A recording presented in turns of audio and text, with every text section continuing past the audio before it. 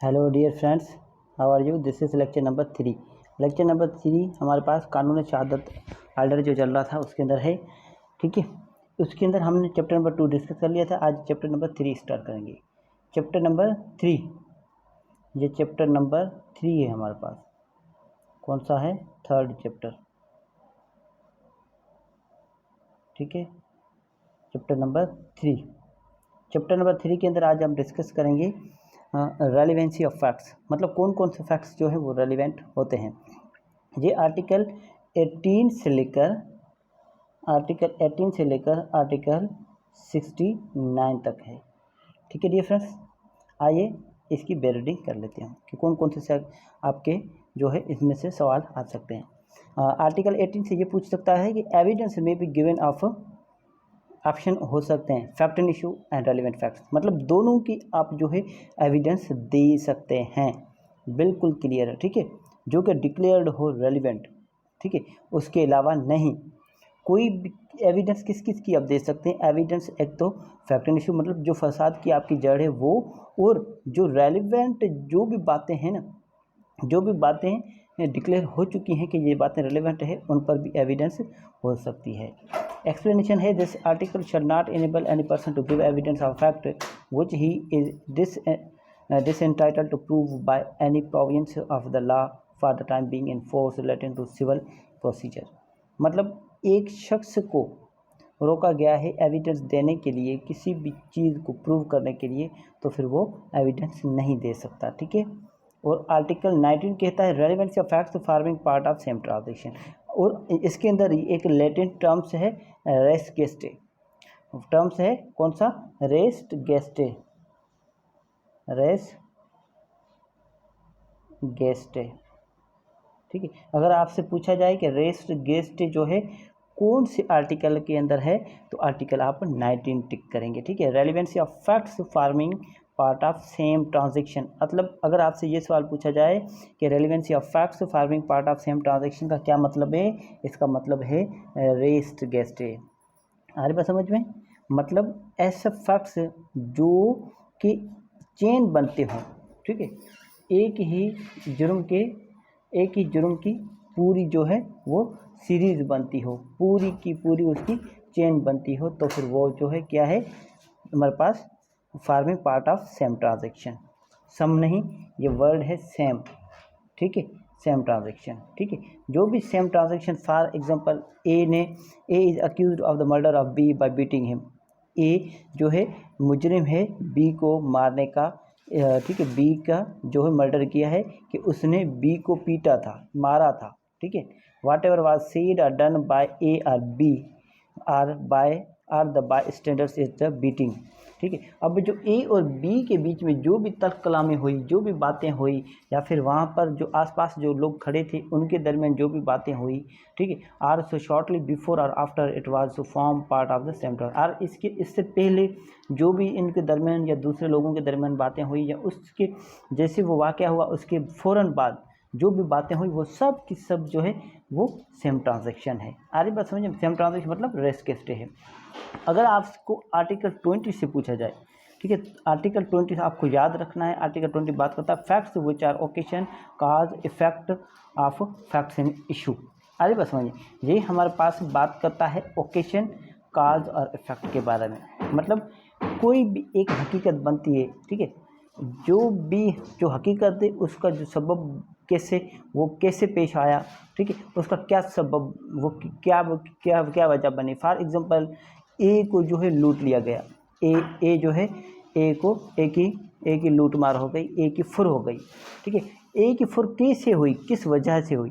ठीक है, the question is whether A robbed B. अब सवाल ये है कि क्या ए ने बी को लूटा? The facts there shortly before the robbery B went to a fair with money in his position. हकीकत ये है कि बी जो है एक मेले पर जा रहा था और उसके कब्जे में कुछ पैसे थे। ठीक है, and that he showed it or mentioned the fact that he had it. तो फिर उसने वो जो है वो पैसे उनको दिखाया था, या फिर उसने ऐसी हकीकत जो है वो जाहिर की थी टू थर्ड पर्सन रेलिवेंट, के तीसरे किसी शख्स को। फॉर एग्जांपल ए, सवाल ये है कि क्या ए ने बी को लूटा है? अब हकीकत ये है कि बी जो है उसने बी जो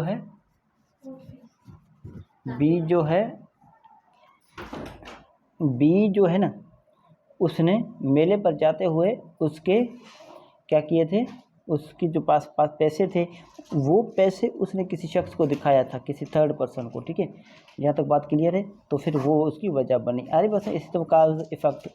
ठीक है, अब 21 आर्टिकल बात करता है मोटिव, प्रिपरेशन, प्रीवियस और सब्सिक्वेंट कंडक्ट। अब आर्टिकल 21 जो बात करता है वो मोटिव की बात की, मकसद, तैयारी, पहले वाला आपका किरदार और बाद वाला आपका किरदार, उसके बारे में बात करता है। ठीक है, बिल्कुल सिंपल है, ये थोड़ा बहुत बड़ा लेंदी है। इसमें यही बात याद रखनी है कि आप आर्टिकल 21 के अंदर मोटिव, प्रिपरेशन एंड प्रीवियस और सब्सिक्वेंट कंडक्ट आता है। ठीक है dear, an fact is relevant which shows और कॉन्स्टिट्यूट्स अ मोटिव और preparation for any fact and issue or relevant fact, any fact and issue or relevant fact. ठीक है dear, यहाँ तक बात क्लियर है। उसके बाद चलते हैं आर्टिकल 22 पर। आर्टिकल 22 बात करता है facts necessary to explain and introduce relevant facts. मतलब ऐसे फैक्ट्स, ठीक है, जो ज़रूरी हो उसको एक्सप्लेन करवाना या फिर उसका तारुफ करवाना।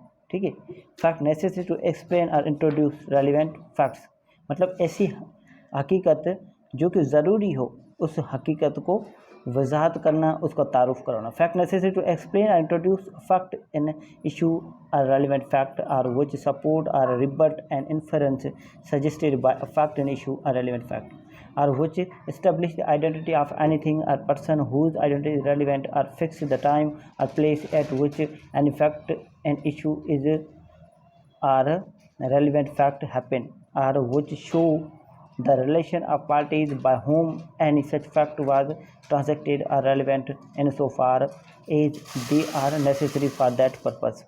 मतलब ये बात करता है किसी भी चीज़ का इंट्रोडक्शन करवाना या फिर एक्सप्लेन करवाना जो कि ज़रूरी हो। आरी बात समझिए, यहाँ तक बात क्लियर है, बिल्कुल सिंपल है। उसके बाद चलते हैं आर्टिकल 23। आर्टिकल 23 बात करता है things said are done by conspirator in reference to common design. मतलब एक जो आपने पीपीसी के अंदर पढ़ा था आर्टिकल, हमारे पास सेक्शन 34 मतलब कॉमन इंटेंशन, ये उससे डील करता है। मतलब दो या दो से ज़्यादा लोग मिलकर, ठीक है, कंस्पायरेटर, ठीक है, कंस्पायरेटर वर्ड्स आता है, कंस्पायरेसी, जो लोग कंस्पायरेसी करते हैं उसको कंस्पायरेटर कहते हैं। ठीक है, मतलब जो भी काम होते हैं उनके अंदर कॉमन डिज़ाइन के अंदर, उनके लिए फॉर एग्जांपल ABCDE ये सब मिलकर कोई एक्ट, कोई ऐसा काम करते हैं, इनमें से किसी ने भी कोई भी एक एक्ट किया, बाकी दूसरे एक्ट उन्होंने नहीं किए, मगर वो सब के सब वो मुकम्मल एक्ट के रिस्पॉन्सिबल होंगे। यहाँ तक बात क्लियर है, बिल्कुल सिंपल है, आप इनको बेर रीडिंग कर लेना। 24 बात करता है when facts not otherwise relevant become relevant. ये बात करता है प्ली ऑफ अलिबी। मतलब फॉर एग्जांपल कोई एक जुर्म हुआ, ठीक है, कोई एक जुर्म हुआ हैदराबाद के अंदर और वो शख्स कोर्ट के अंदर प्ली ऑफ अलिबी उठाता है कि मैं उस तारीख को कराची में था, ये मेरे पास सबूत है, ये हो गया plea of alibi. Facts not otherwise relevant are relevant, मतलब ऐसे फैक्ट्स जो कि रेलिवेंट नहीं होते मगर फिर भी वो रेलिवेंट बन जाते हैं इन सर्कमस्टेंसेस में, जब वो साबित कर जाए कि वो उस जगह पर मौजूद नहीं था। ठीक है, ये बात करता है 1 if they are inconsistent with any fact in issue or relevant fact. अरे बस समझिए, बिल्कुल सिंपल है, मीन्स प्ली ऑफ अलिबी। अगर आपसे पूछा जाए कानून शहादत के अंदर जो हमारे पास प्ली ऑफ अलिबी जो है, ठीक है, जो रूल है प्ली ऑफ अलिबी, वो कौन से आर्टिकल के अंदर है, तो आपने बताना है 24 के अंदर। बिल्कुल सिंपल है। आर्टिकल 25 क्या बात करता है, आर्टिकल 25 बात करता है in suits for damages facts tending to enable court to determine amount are relevant. मतलब कोर्ट के अंदर, ठीक है, सूट्स के अंदर, ठीक है, कोई ऐसी हकीकतें, ठीक है, ऐसी हकीकतें बताना कोर्ट को, ठीक है, जो कि कोर्ट को सहूलत फ्राहम करती हो, जो है अमाउंट को डिटरमाइन करने के लिए, ये कितना अमाउंट इसका बनता है। बिल्कुल सिंपल है, ठीक है, जहाँ तक बात क्लियर है। उसके बाद ये इसको थोड़ा देख लें। And suits in which damages are claimed, ऐसे सूट्स, ऐसे केसेस जिसके अंदर क्लेम जो है डैमेजेस क्लेम किए गए हों, ठीक है, हर्जाने क्लेम किए गए हों। An fact which will enable the court to determine the amount of damages which ought to be awarded is relevant. मतलब ऐसी हकीकतें जो कि कोर्ट को जो हर्जाने की अमाउंट, हर्जाने के पैसों का तयन करने में मदद फराहम करे, तो फिर वो जो है हमारे पास रेलिवेंट माना जाएगा। यहाँ तक बात क्लियर है? यहाँ तक। उसके बाद चलते हैं आर्टिकल 26। आर्टिकल 26 बात करता है फैक्ट्स रेलिवेंट व्हेन राइट और कस्टम इज क्वेश्चन। आर्टिकल 26 बात करता है फैक्ट्स रेलिवेंट व्हेन राइट और कस्टम इज क्वेश्चन। जब कस्टम या फिर राइट, पब्लिक राइट जो है वो क्वेश्चन में हो, तब फैक्ट्स जो है वो कब रेलिवेंट माने जाएंगे। फैक्ट्स रेलिवेंट व्हेन राइट और कस्टम इज इन क्वेश्चन, ठीक है। Where the question is as to the existence of any right और custom the following facts are relevant. मतलब जो है नीचे वाले जो फैक्ट्स हैं ना वो रेलिवेंट माने चाहिए। कौन कौन से? ए और बी। ए क्या बात करता है? Any transaction by which the right और custom in question was created, ठीक है। कोई भी ऐसी ट्रांजैक्शन की गई हो जिसके अंदर कोई राइट जो है वो पैदा किया गया हो, क्रिएट किया गया हो, क्लेम की दावा किया गया हो, या फिर मॉडिफाई चेंज किया गया हो, रिकॉग्नाइज किया गया हो, असर्टेड माना गया हो, डिनाई इनकार किया गया हो, और which was inconsistent with its existence, या फिर कोई उनकी मौजूदगी से जो है इनकंसिस्टेंट हो, ठीक है। बी बात करता है particular instances in which the right और custom was claimed, recognised or exercised, or in which its exercise was disputed, asserted or departed from. बिल्कुल सिंपल है, आपने सिर्फ ये याद रखना है कि आर्टिकल 26 जो है वो बात करता है फैक्ट्स रेलिवेंट व्हेन राइट और कस्टम इज इन क्वेश्चन। जब राइट या फिर कस्टम की बात आ जाए तो फैक्ट्स कब रेलिवेंट माने जाएंगे। यहाँ तक बात क्लियर है? जब राइट और कस्टम जो है क्वेश्चन के अंदर हो। आर्टिकल 27 बात करता है facts showing existence of state of mind और ऑफ बॉडी और बॉडीली फीलिंग। वो फैक्ट्स जो है कब उनकी एग्जिस्टेंसी दिखाई जाएगी, ठीक है। कौन कौन से? स्टेट ऑफ माइंड, बॉडी या फिर बॉडीली फीलिंग, ठीक है। मतलब कोई भी शख्स जो है उसकी स्टेट माइंड क्या है, ठीक है, स्टेट ऑफ माइंड क्या है, वो क्या सोच रहा है, उसके जहन में क्या है, एक या फिर कोई एक इंसान खड़ा है उसकी बॉडीली जो फीलिंग है वो क्या है, उसके जिस्म की हरकत क्या है, या फिर बॉडीली फीलिंग, ठीक है, वो सब की सब जो है वो रेलिवेंट माने जाएंगे। बिल्कुल सिंपल है, इसको भी आप थोड़ा देख लेना, ठीक है। आर्टिकल 28, आर्टिकल 28 बात करता है facts bearing on question whether act was accidental और इंटेंशनल। अब आर्टिकल 28 के अंदर आपने ये याद रखना है कि हमारे पास इसके अंदर ऐसे फैक्ट्स जो कि इस बात पर हमारे पास दारोमदार रखते हों कि कोई काम जो किया गया है वो अचानक से हुआ है या फिर जानबूझ कर किया, मतलब वो गलती से हुआ या फिर जानबूझ कर किया गया है, वो आपने साबित करना है, ठीक है। Facts bearing on question whether act was accidental और इंटेंशनल, कि जो ये जो काम जो हुआ है, ये जो एक्ट जो हुआ है वो एक्सीडेंटल है या इंटेंशनल है, ये आर्टिकल 28 बात करता है। 29 आर्टिकल बात करता है existence of course of business when relevant. मतलब जो कोर्स ऑफ बिजनेस है ना वो कब रेलिवेंट माने जाएंगे, उनकी मौजूदगी कब रेलिवेंट मानी जाएगी, ठीक है। When there is a question whether a particular act was done, the existence of any course of business according to which it was naturally would have been done is a relevant fact। मतलब जो आम तौर पर जो काम किया जाता है वो कोर्स ऑफ बिजनेस कहलाता है, ठीक है डियर। अब उसके बाद चलते हैं एडमिशन। एडमिशन मतलब किसी भी किस्म आर्टिकल, अगर आपसे पूछा जाए एडमिशन की डेफिनेशन किसके अंदर है, एडमिशन आर्टिकल 30 के अंदर है, ठीक है। कोई भी स्टेटमेंट जो है, ठीक है, फिर चाहे ओरल हो या फिर डॉक्यूमेंट्री हो, ठीक है, वो जिनमें से कोई नतीजा निकले, ठीक है, फिर चाहे वो फैक्ट इशू निकले या फिर रेलिवेंट फैक्ट निकले, वो एडमिशन कहलाएगी। मतलब कोर्ट के अंदर आप किसी चीज़ को तस्लीम कर रहे हैं, कोर्ट के अंदर आप किसी किस्म की कोई स्टेटमेंट दे रहे हैं, कोर्ट में किसी भी किस्म का एनीथिंग, किसी भी चीज़ का आप जो है बयान देते हैं, स्टेटमेंट देते हैं, वो सब एडमिशन कहलाएगा। Article 31 admission by party to proceeding or agent ETC। मतलब आर्टिकल जो है 31 बात करता है कि जो पार्टीज हैं ना सूट के अंदर, ठीक है, वो या फिर उनके एजेंट्स, उनके अटॉर्नीज वगैरह हैं, वो भी एडमिशन कर सकते हैं, ठीक है। यहाँ बात क्लियर है। उसके बाद चलते हैं आर्टिकल 32। आर्टिकल 32 बात करता है admission by person whose position must be proved as against party to suit. मतलब एक शख्स की एडमिशन, ऐसे शख्स की एडमिशन जिसको, जो कि वो अपने जो हैसियत जो है ना वो बिल्कुल उसको साबित करना ज़रूरी है कि उसकी जो है पोजीशन बनती है या नहीं है। जिन पोजीशन में वो जो है बयान दे रहे हैं, एडमिशन कर रहे हैं, क्या उनकी वो पोजीशन वहाँ पर बनती है या नहीं। आर्टिकल 33 बात करता है admission by persons expressly referred to by party to suit.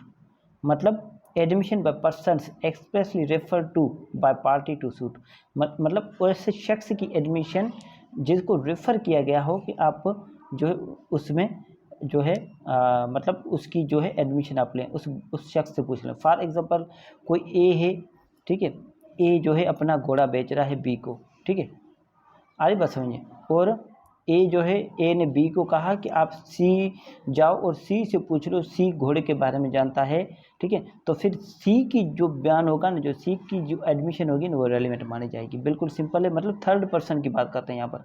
Article 34 बात करता है proof of admission against persons making them and by on his behalf. मतलब ऐसी एडमिशन जो शख्स जो एडमिशन कर रहा है वो अपने अगेंस्ट, ठीक है, आर ऑन हिज बिहाफ, या वो अपने बिहाफ पर जो करे, ठीक है, उनके जो प्रूफ्स हैं उनके बारे में बात करता है। जैसा कि हमारे पास आर्टिकल 46 था, टाइम डिक्लेरेशन ये वगैरह, ठीक है।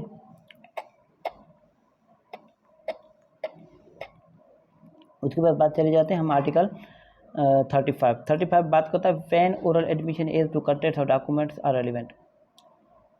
आपने ये बात याद रखनी है कि आर्टिकल 35 के अंदर क्या है।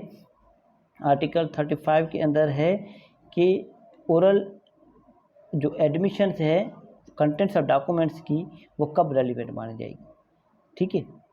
आगे बात समझ में, oral admissions is to contents of documents are not relevant unless and until the party proposing to prove them show that he is entitled to give secondary evidence of the contents of such a document। मतलब जो oral admission जो होगी contents of documents की, वो relevant नहीं मानी जाएगी जब तक जो शख्स उसको लेकर जो आ रहा है, उसके कंटेंट्स की जो एविडेंस लेकर आ रहा है, वो जो साबित कर ले कि वो ऐसी एविडेंस देने का हकदार है, एंटाइटल है। आर्टिकल 36 बात करता है, आर्टिकल 36 बात है admission in civil cases when relevant. Civil cases के अंदर एडमिशन कब रेलिवेंट मानी जाएगी, ठीक है। In civil cases no admission is relevant if it is made either upon an express condition that. अब जो सिविल केसेस के अंदर एडमिशन जो है वो रेलिवेंट नहीं होगी इन केसेस में जब वो जो है एविडेंस ली जाए ऐसी सर्कमस्टेंसेस में कि दोनों पार्टीज़ जो है मुतमिन हैं, उन पर कोई किसी किस्म की एविडेंस नहीं चलेगी, तो फिर वो ऐसी एडमिशन जो है सिविल केसेस में रेलिवेंट नहीं मानी जाएगी। मतलब ए और बी ने सूट कोई फाइल किया, ठीक है, और ए जो है वो अपनी एडमिशन करने जा रहा है, मगर दोनों पार्टीज रजामंदी हो गए हैं इस बात पर कि मैं ए कह रहा है मैं एडमिशन तो कर रहा हूँ, मगर बी जो है इस पर एविडेंस नहीं चलाएगा, ठीक है, तो फिर ऐसी एडमिशन करने का फ़ायदा नहीं है। आर्टिकल 37 बात करता है कन्फेशन काज्ड बाय इंडस्ट्रीमेंट थ्रेट और promise when irrelevant in criminal proceeding.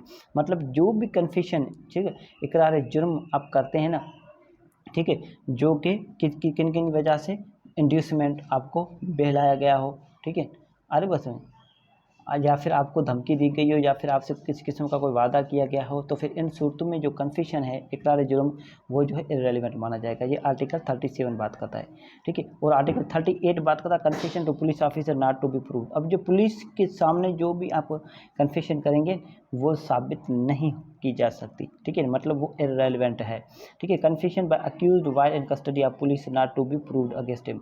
मतलब पुलिस की कस्टडी में जो भी कन्फेशन आप करेंगे ना, जो भी अक्यूज्ड कन्फेशन करेगा वो जो है प्रूव नहीं होगी उसके अगेंस्ट में, ठीक है। आर्टिकल 38 और 39 में ये फ़र्क है।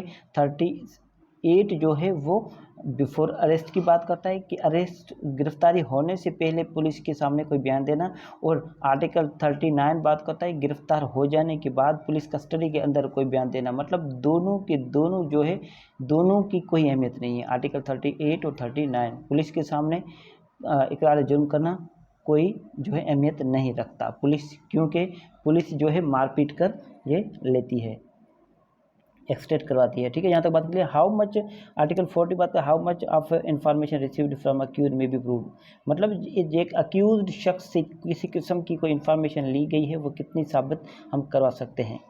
ठीक है, अरे बस समझे, बिल्कुल सिंपल है। एक जो है अक्यूज जो है उसके अगेंस्ट में वो इन्फॉर्मेशन साबित हो सकती है जब एक अक्यूज कहे कि मैंने बी को मारा और बी को जिस चीज़ से मारा वो चीज़ जो है मेरे घर पे मेरी फलाने कमरे में फलानी जगह पर पड़ी है।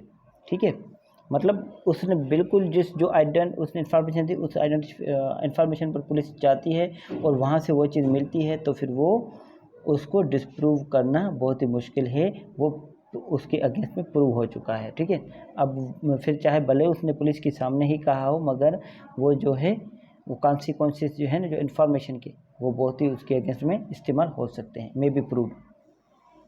41 बात करता है कन्फेशन मेड आफ्टर, ये बात करता है 41 का बात करता है कन्फेशन की। जब जो है आप कन्फेशन कर रहे हैं, जब आप पर कोई भी किसी किस्म का कोई भी जो है आप किसी भी किस्म का आपको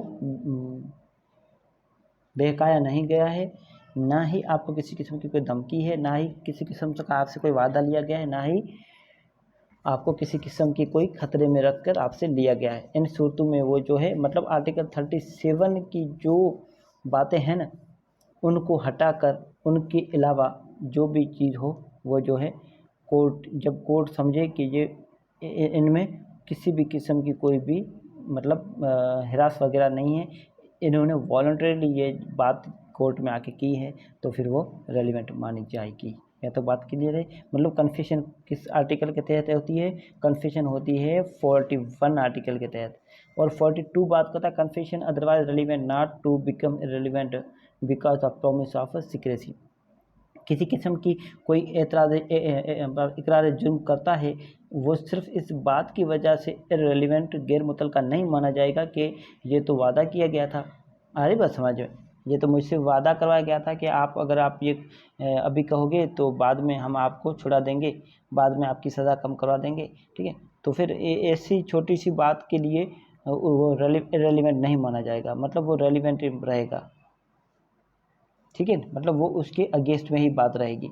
आर्टिकल 43 बात करता है consideration of proved confession affecting person making it and others jointly under trial for same offence. मतलब जो अकॉम्प्लिस होते हैं, आर्टिकल 43 बात करता है कि अकॉम्प्लिस होते हैं, एक अकॉम्प्लिस की दूसरे अकॉम्प्लिस के अगेंस्ट में जो है वो एविडेंस जो है रेलिवेंट मानी जाएगी।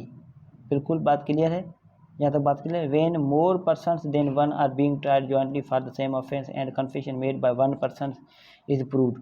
जब एक शख्स की कोई मतलब ए बी और सी तीनों जो है एक ही जुर्म के मुजरिम हैं, तीनों पर केस चल रहा है। अब इनों में से बी जो है वो कन्फेशन कर देता है, तो फिर वो साबित मानी जाएगी दूसरे शख्सों के अगेंस्ट में। ठीक है, मगर जो उन्होंने जो एविडेंस एक अक्यूज ने जो दी है ना दूसरे शख्सों के अगेंस्ट में, उनको दूसरी सर्कमस्टेंसेस एविडेंस से भी उसको जो है क्या किया जाएगा, उसको कंसीडर किया जाएगा। यहाँ तक बात क्लियर है। आर्टिकल 44 बात करता है अक्यूज पर्सन से to be liable to cross examine. मतलब सब अक्यूज जो है ना, अगर किसी किस्म की कोई ऐसी एविडेंस या कोई ऐसी बात करते हैं, तो फिर उनको हमारे पास से जो प्रोसिक्यूशन होता है उनका राइट बनता है कि अक्यूज की जो है वो क्रॉस एग्जामिनेशन करे।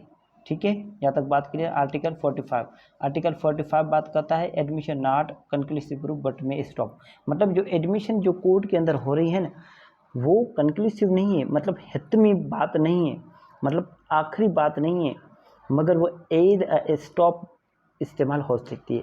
आपने पढ़ा होगा आर्टिकल 114 के अंदर कि रूल ऑफ एस्टोपल क्या होता है। मतलब एक बात आप एक बार कर लेते हैं, ठीक है, वो बात आपकी फाइनल नहीं है, ठीक है, बिना सबूत के, मगर आप उन बात से मुकर भी तो नहीं सकते, मगर वो बात आपकी कहीं पर आपको उनसे मुकरने से रोक भी सकती है। यहाँ तक बात क्लियर है।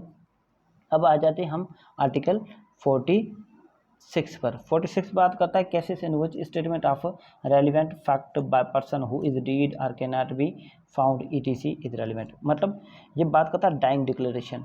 अगर आपसे पूछा जाए डाइंग डिक्लेरेशन कौन से आर्टिकल के अंदर है, तो फिर आप कहेंगे 46 आर्टिकल के अंदर डाइंग डिक्लेरेशन है। यहाँ तक बात क्लियर। 46 आर्टिकल 46 सब आर्टिकल 1, ठीक है, उसके अंदर हमारे पास डाइंग डिक्लेरेशन है। ठीक है, यहाँ तक बात क्लियर है, बिल्कुल सिंपल है। डाइंग डिक्लेरेशन आप पढ़ लेना, मेरे बे रीडिंग जो है उनमें से। उसके बाद हम चलते हैं article 47 relevancy of certain evidence for proving and subsequent proceeding the truth of facts therein stated. मतलब जो भी किसी भी किस्म की कोई भी एक फैक्ट्स आपने बताया है, ठीक है, वो आगे वाली प्रोसीडिंग्स के अंदर उसको जो है साबित किया जाए। यहाँ तक बात क्लियर है, बिल्कुल सिंपल है। Evidence given by a witness in a judicial proceedings or before any person authorised by law to take it is relevant for the purpose of proving in a subsequent judicial proceeding. For example कोई ए पर एक case चल रहा था, ठीक है, उसके अंदर उन्होंने किसी किस्म की कोई एविडेंस दी, ठीक है, वो केस ख़त्म हो गया, वहाँ पर हो गया, सब कुछ हो गया। उसके बाद दोबारा एक केस हुआ, उसके अंदर जो उन्होंने पहले जो बात की थी वो जो है वो कोर्ट का जो जजमेंट या जो भी फैसला है, जो भी उनकी एविडेंस है, ठीक है, वो एविडेंस वहाँ पर लेकर आ सकते हैं और यहाँ पर रेलिवेंट करा सकते हैं। बिल्कुल सिंपल है। आर्टिकल 48 बात करता है entries in books of account when relevant. मतलब जो एक शख्स के किताब में जो भी दाखिला वगैरह होती है ना, ठीक है, एक फॉर एग्जांपल एक जो शॉपकीपर है, दुकानदार है, अपने दुकानदारी के दौरान, अपने कोर्स ऑफ बिजनेस के दौरान जो भी एंट्रीज रखते हैं ना, वो सब की सब रेलिवेंट मानी जाएंगी। वो कब रेलिवेंट मानी जाएंगी ये बात करते हैं, ठीक है। अरे बात समझ में, मतलब वो जो उसकी जो एंट्रीज है ना वो सफिशिएंट नहीं होगी, ठीक है, क्योंकि वो उसके जब तक वो दूसरे एविडेंस से वो प्रूव ना हो जाए। बिल्कुल सिंपल है। फॉर एग्जांपल एक दुकानदार है, एक दुकानदार अपने रोज़ाना अपने बुक जो है वो खाते के बुक में लिखते हैं, उधार वगैरह लिखते हैं। उसने बी की उधार लिख ली, ठीक है, बी की 1,000 रुपये की उधार लिख ली, ठीक है। अब जो वो उसने उधार जो लिखी है वो रेलिवेंट तो है, मगर वो सफिशिएंट नहीं है, ठीक है। वो उसको साबित करने पड़ेगा दूसरे जो है एविडेंस से कि वाकई वो दुकान पर आया था और ये जो चीज़ें लेके गया है 1,000 रुपये की, ठीक है। आर्टिकल 40 हमारे पास 9, आर्टिकल 49 बात कर relevance entry in public record made in performance of duty. मतलब एक शख्स जो सरकारी ड्यूटी निभाते हुए, ठीक है, सरकारी फ़र्ज अंजाम करते हुए जो भी एंट्रीज करता है ना वो रेलिवेंट माना जाएगा। आर्टिकल 50 बात करता है relevancy of statement in maps charts and plans. मतलब मैप्स के अंदर जो भी चीज़ें हैं, चार्ट्स के अंदर, प्लान्स के अंदर जो भी स्टेटमेंट्स दी गई हैं वो सब की सब रेलिवेंट मानी जाएंगी, वो जो है रेलिवेंट है, ठीक है। आर्टिकल 51 बात करता है relevancy of statement is to fact of public nature contain in certain acts or notification. मतलब जो भी छोटे छोटे एक्ट्स हैं, कानून हैं, नोटिफिकेशन हैं, उनके अंदर जो भी पब्लिक नेचर की जो बातें की गई हैं, फॉर एग्जांपल कोई नीलामी की नोटिफिकेशन है, ठीक है, कोई किसी किस्म का कोई पब्लिक नेचर का कोई नोटिफिकेशन है, उसके अंदर जो भी स्टेटमेंट है वो रेलिवेंट माना जाएगा, ठीक है, सिंपल है। आर्टिकल 52 बात करता है relevancy of statement as to any law content in law books. मतलब जो भी लॉ बुक्स के अंदर जो भी स्टेटमेंट्स दी गई हैं वो सब की सब रेलिवेंट मानी जाएगी। फॉर एग्जांपल हमारे पास फॉरेन कोर्ट की जो भी हमारे पास लॉ साइटेशंस हैं, कानून हैं, इंडिया के हैं, हमारे पास बरतानिया के हैं, जो भी हैं, या फिर जो भी उनके बुक्स हैं उनके अंदर अगर कोई बात लिखी गई है तो फिर वो रेलिवेंट मानी जाती है। हम जब भी कोर्ट में प्रोसीडिंग्स करते हैं, हम जब आर्ग्यूमेंट करते हैं तो फिर हम कभी कभी ऐसे बुक्स की हम जो रेफरेंस भी देते हैं कि सर फलाने बुक में ये लिखा हुआ है। अब देखिए how much of a statement is to be proved. मतलब कोई स्टेटमेंट कितनी आप साबित कर सकते हैं। What evidence to be given when statement forms part of a conversation, document, book और सीरीज ऑफ लेटर्स और पेपर्स, ठीक है। मतलब कि किसी भी स्टेटमेंट की आप कोई what evidence to be given, कौन सी आप गवाही दे सकते हो जबकि वो जो है जो आपका जो स्टेटमेंट है वो एक कन्वर्सेशन का पूरा जो है पार्ट बन जाए, ठीक है, या फिर वो जो आपकी जो स्टेटमेंट है वो पूरा एक जो डॉक्यूमेंट है उनकी जो है वो पार्ट बन जाए या फिर जो बुक है उनका हिस्सा बन जाए या फिर एक सीरीज़ होती है लेटर की उनकी या पेपर की, ठीक है, उन सूरतों में कौन सी एविडेंस आप दे सकते हो, मतलब आप मुकम्मल एविडेंस उनकी दे सकते हो। फॉर एग्जांपल कोई एक बुक है, ठीक है, उनका बुक जो है उनका एक पेज है, उनकी पेज की आप एविडेंस दे रहे हो और वो पेज जो है वो किसी बुक से निकला हुआ है और फिर वो बुक्स पूरी की पूरी वो पार्ट ऑफ जो है बुक है, वो क्या है, forms part of a book, तो फिर वो पूरे बुक की एविडेंस जो है वो कंसिडर की जाएगी। Judgements of courts of justice when relevant, मतलब जो पुरानी जो जजमेंट्स हैं ना वो कब रेलिवेंट मानी जाएगी। Previous judgments relevant to bar a second suit or trial, मतलब जो पहले वाली जो जजमेंट्स है ना वो दूसरे हमारे पास सेकंड जो ट्रायल है उनको रोकता है, मतलब एक बार कोई फैसला हो चुका है तो दोबारा उन पर कोई भी जो है हमारे पास ट्रायल नहीं चलेगा, कोई भी सूट नहीं होगा। यहाँ तक बात क्लियर है। आर्टिकल 55 बात करता है relevance of certain judgements in probate ETC jurisdiction, मतलब जो जजमेंट्स हैं प्रोबेट्स हो गई, मैट्रिमोनियल हो गई, एडमायरल्टी हो गई या फिर इंसॉल्वेंसी जुरिडिक्शन के अंदर कोई भी एक जजमेंट फाइनल डिग्री कोर्ट ने दे दी है, ठीक है, वो जो है वो रेलिवेंट माने जाएगी। बिल्कुल क्लियर है, सिंपल है, ठीक है, वो एब्सोल्युटली होते हैं, ठीक है।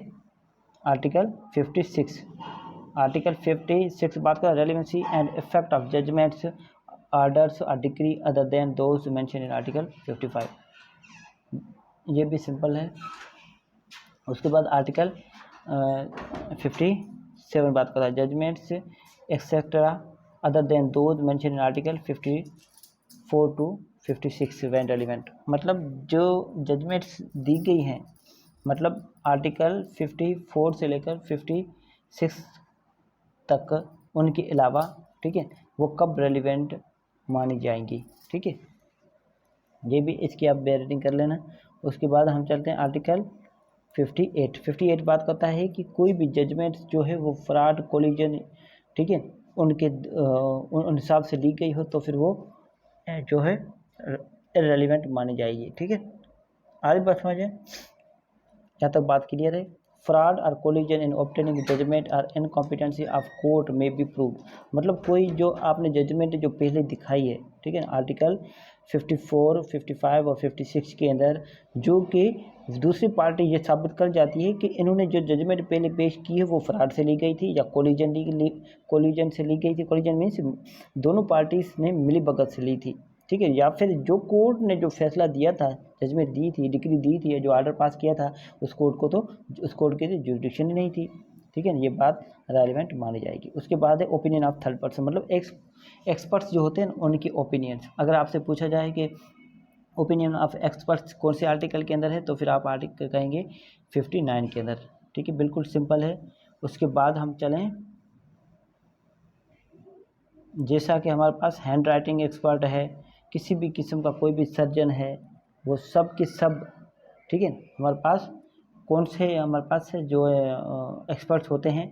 एक्सपर्ट्स एक तो फॉरेन लॉ के अंदर कोई एक्सपर्ट हो, साइंस के हो, आर्ट के अंदर हो या फिर आइडेंटिटी के अंदर हो, ठीक है। आइडेंटिटी दो किस्म की होती है, एक हैंड राइटिंग और फिंगर इम्प्रेशंस के अंदर।